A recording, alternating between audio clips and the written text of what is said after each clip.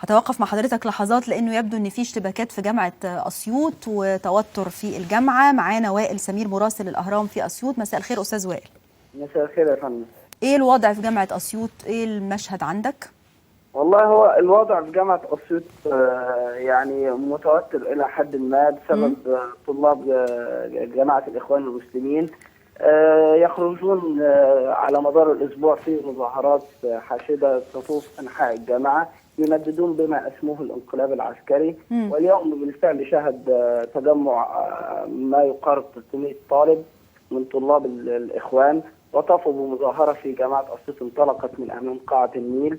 نددوا باقتحام الأمن لحرم الجامعة الاثنين الماضي وطلبوا بالإفراج عن العشرات من الطلاب المعتقلين الذين تم اعتقالهم خلال الفترة الماضية، ورددوا العديد من الهتافات الموهبة. في أي أعمال عنف، في اعتداء على مباني، على أشخاص، ولا الوقفة يعني تجمع بس تجمهر؟ لا، الوقفة كانت عبارة عن تجمع وهتافات مناهضة واتسمت بالسلمية، لم تخرج عن مفيش اعتداء على مباني أو على أشخاص. طيب لا. كان في تواجد أمني حتى لتأمين أو استعداد للدخول في أي لحظة؟ هو احنا يعني الامن عندنا في اسيوط سيطر على الاوضاع تمام ومتاهب في جميع شوارع اسيوط، وهو بالفعل متواجد الان في شوارع وميادين اسيوط على مدار ال 24 ساعه. تمام. فيقدر يتدخل لو في اي شيء خرج عن الحدود. اشكرك وائل سمير مراسل الاهرام في اسيوط، وانتقل للدكتور محمد عبد الشافي نائب رئيس جامعه الازهر في اسيوط. مساء الخير دكتور محمد.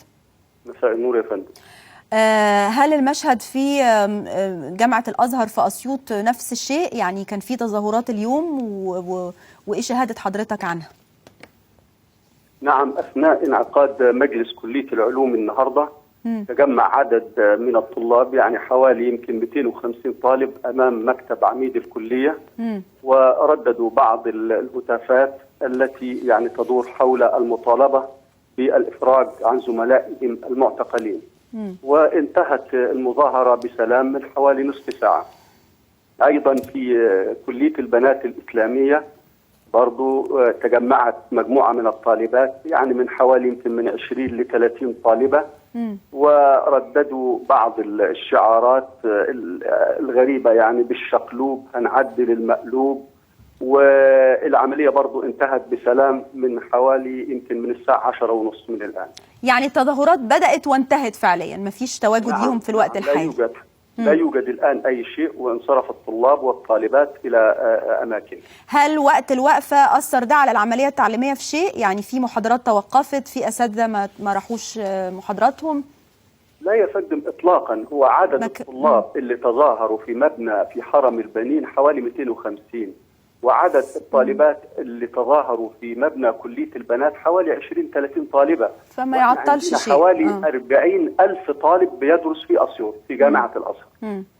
فلم يتعطل أي شيء على الإطلاق. طيب، أشكرك دكتور محمد عبد الشافي نائب رئيس الأزهر جامعة الأزهر بأسيوط، شكرا ليك.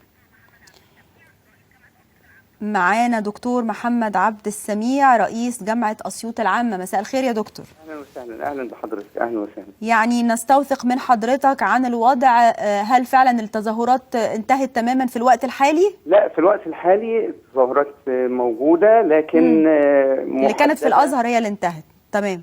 لكن في إطار الحدود المتفق عليها، أي خروج عن السلمية أو تخريب أو تعطيل العملية التعليمية، هناك قواعد موضوعة إن ده خط أحمر لن يتم التهاون فيه أو التنازل عنه. تمام. إيه القواعد الموضوعة أو إيه التأمين اللي أنتوا محضرينه لو حصل أي تجاوز؟ لو حصل مشكلة بالشكل ده سيتم الاستعانة بالشرطة وفق القواعد المنظمة لهذا الأمر. لكن لم يحدث. لن تترك الجامعة للوصول لأي مرحلة من مراحل الخلل الفني أو الإداري أو التنظيمي أو تمام. تأمين المباني أو تأمين الأفراد. طيب، الوقفة الخاصة بالنهاردة كان ليها علاقة بعموما المطالبات الخاصة بجماعة الإخوان الشرعية وما إلى ذلك، ولا ليها علاقة بالطلبة اللي اتوقفوا أو فصلوا أو مقبوض عليهم؟ خليط من الاثنين. خليط من الاثنين. خليط من الاثنين. تمام. اشكرك دكتور محمد عبد السميع رئيس جامعه اسيوط العامه، شكرا جزيلا.